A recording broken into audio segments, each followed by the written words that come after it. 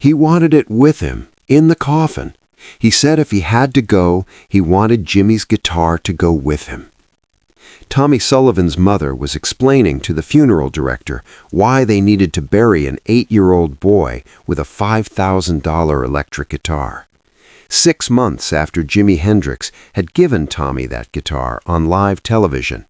6 months after 40 million people had watched both of them cry. The funeral director started to protest. Guitars were valuable. Maybe the family could keep it as a memento. But Tommy's father cut him off. "Our son lived 6 months longer than any doctor predicted," he said, his voice breaking. 6 months where he had something to look forward to every morning. 6 months where he practiced guitar for hours despite being exhausted and in pain. 6 months of purpose. That guitar gave him those 6 months. It goes with him. The moment that gave Tommy those 6 months had happened on British television in 1969. A charity special watched by 40 million people. 5 minutes that nobody who saw it ever forgot. 5 minutes when Jimi Hendrix stopped performing, knelt at the edge of a stage, cried with a dying boy, and gave him the white Stratocaster off his back. This is the story of those 5 minutes, and the 6 months they created, and why a $5,000 guitar is buried in a small grave in London, held forever in the hands of an 8-year-old boy who kept a promise. The British Broadcasting Corporation's annual charity telethon in 1969 was one of the biggest television events of the year. Multiple celebrities, performances, and appeals for donations to children's hospitals across the UK. The broadcast typically ran for 8 hours and was watched by over 40 million people. The Jimi Hendrix Experience was scheduled to perform in the evening slot, the prime time moment when viewership peaked. Jimi had agreed to do the show for free, donating his performance to raise money for sick children. He'd been touring extensively and was exhausted, but the cause mattered to him. Kids mattered to him. "How many children are we helping tonight?" Jimi asked the producer before the show. "Hundreds, thousands if we hit our fundraising goal. Kids with cancer, kids who need surgery, kids whose families can't afford treatment. Your performance alone will probably raise £100,000. Jimi nodded. "Then let's make it good." What nobody told Jimi, what got lost in the chaos of a live television production with dozens of performers and hundreds of crew members, was that one of those sick children would be in the front row, watching him, living his final wish. Tommy Sullivan had been diagnosed with leukemia when he was 6 years old. For 2 years he'd fought. Chemotherapy, radiation, experimental treatments, his small body enduring things no child should endure. And through it all, one thing gave him comfort: music, specifically Jimi Hendrix's music. Tommy's parents had bought him a record player and Jimi's albums. Are You Experienced played on repeat in Tommy's hospital room. When the pain got bad, when the treatments made him too sick to move, Tommy would close his eyes and listen to Little Wing or The Wind Cries Mary, and for a few minutes he wasn't in a hospital bed. He was somewhere else, somewhere the music took him. "When I grow up," Tommy told his mother once, "I want to play guitar like Jimi Hendrix." His mother had smiled and squeezed his hand, her heart breaking because she knew Tommy wouldn't grow up. The doctors had been clear. The leukemia was winning. They'd tried everything, given Tommy every chance, but some fights can't be won.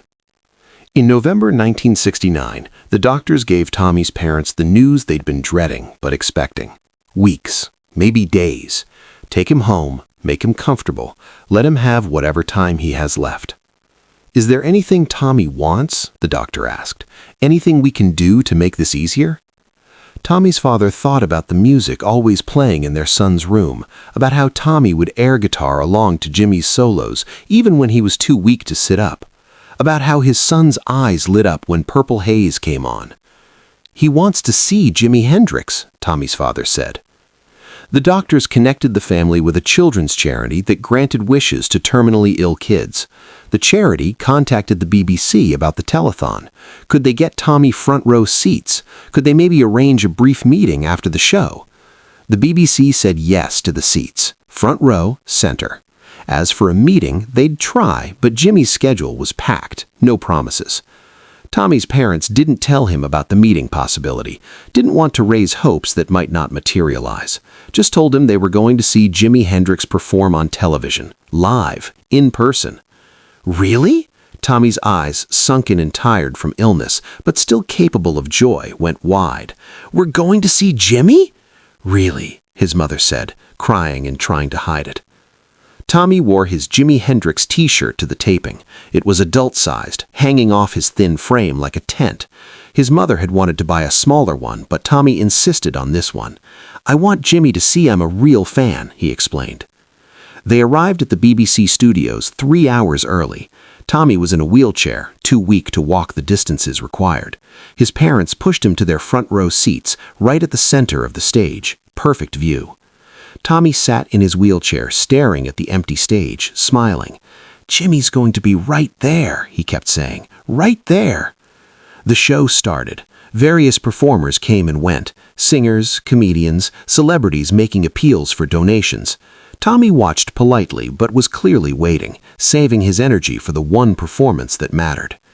Then, 8 hours into the broadcast, the announcement came. Ladies and gentlemen, the Jimi Hendrix Experience. Tommy's parents watched their son's face transform. Pure joy, pure anticipation. He sat up straighter in his wheelchair than he'd sat in weeks, his eyes locked on the stage entrance. Jimmy walked out with his band, Noel Redding on bass, Mitch Mitchell on drums. The studio audience of 500 people erupted in applause, and Tommy, despite his weakness, clapped as hard as his small hands could manage.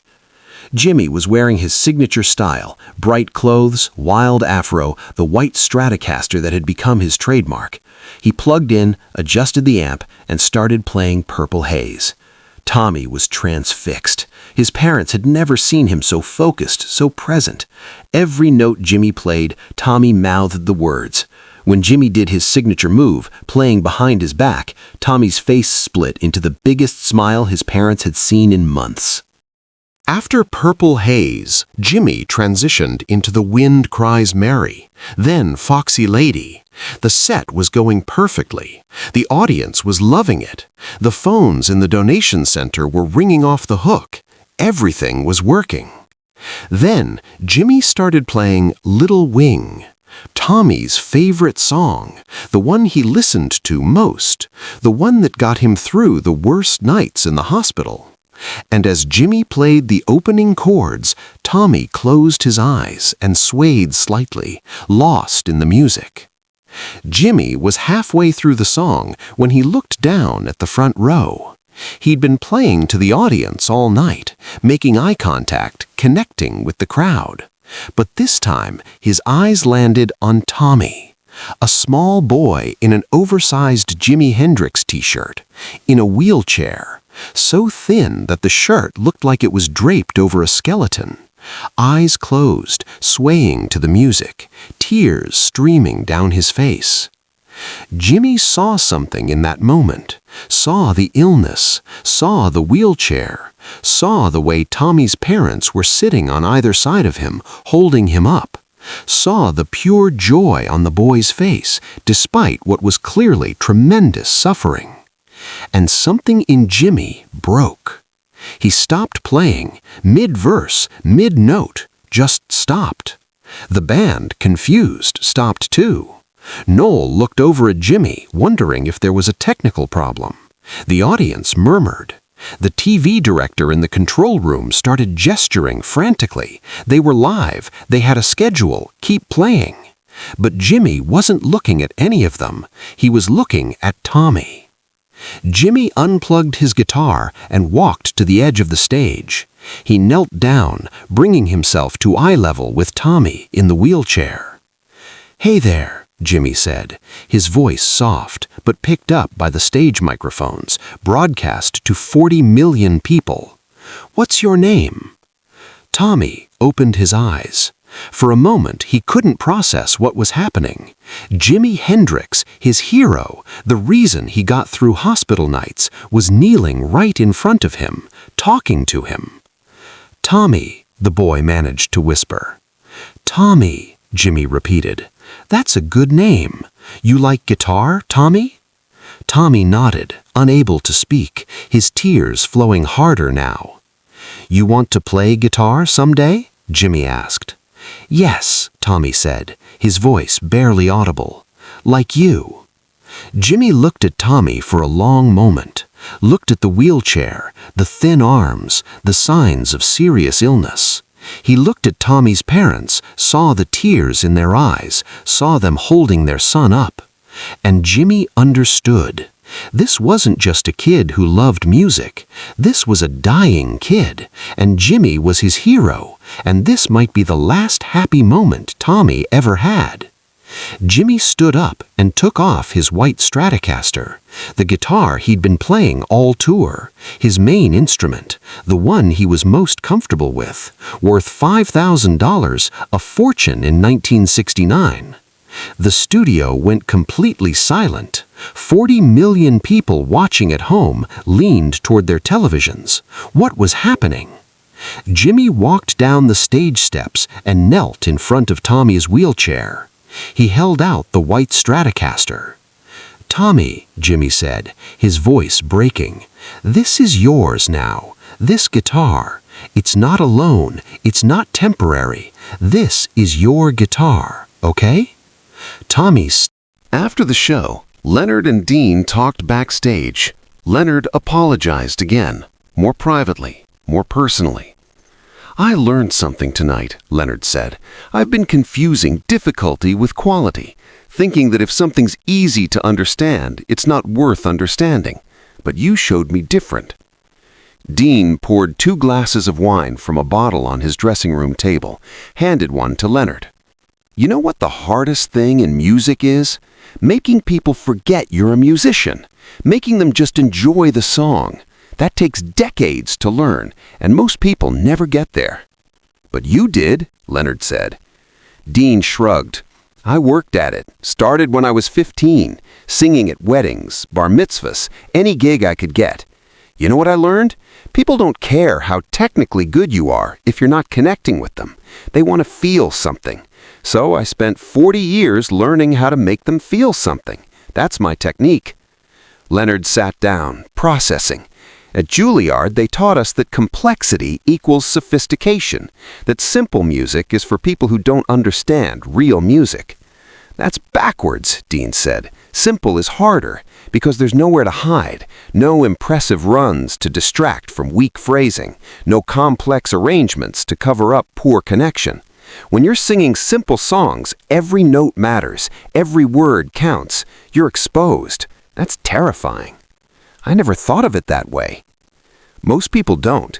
They see what looks easy and assume it is easy. They don't see the 40 years of work that went into making it look easy." Leonard became one of Dean's biggest defenders. Whenever someone criticized Dean's singing as simple or basic, Leonard would tell this story about the night he tried to sing That's Amore and failed, about how Dean made it look easy, about the difference between technical complexity and artistic mastery. Years later, in a 1975 interview, Leonard was asked about his career highlights. He mentioned playing with Duke Ellington, with Count Basie, with all the jazz legends. But he also mentioned the night he was on The Tonight Show with Dean Martin. "That was the night I learned that the most sophisticated thing you can do as an artist is make your art accessible. Dean Martin taught me that, not through words, through demonstration, through letting me fail and then showing me what mastery really looks like." The Tonight Show episode became legendary. Bootleg recordings circulated among musicians. It became a teaching tool in music schools, an example of how different types of excellence can coexist, how simplicity and complexity both require mastery, how making something look easy is often the hardest thing in the world. Dean Martin never talked about the incident publicly, never used it for publicity, never brought it up in interviews. It was just another night, another performance, another opportunity to show people what he did and why he did it. But for Leonard Morrison and for the 3 million people who watched that night, it was a lesson they never forgot, about humility, about mastery, about the difference between what looks simple and what is simple, and about how Dean Martin, the guy who supposedly sang just 3 or 4 notes, could teach a Juilliard-trained jazz pianist something about music that all the training in the world couldn't teach him. If this story about recognizing mastery moved you, make sure to subscribe and hit that thumbs up button. Share this video with anyone who needs to understand that simple doesn't mean easy, and that true expertise means making difficult things look effortless. Leave a comment about a time you underestimated someone's skill, and ring that notification bell for more stories about mastery.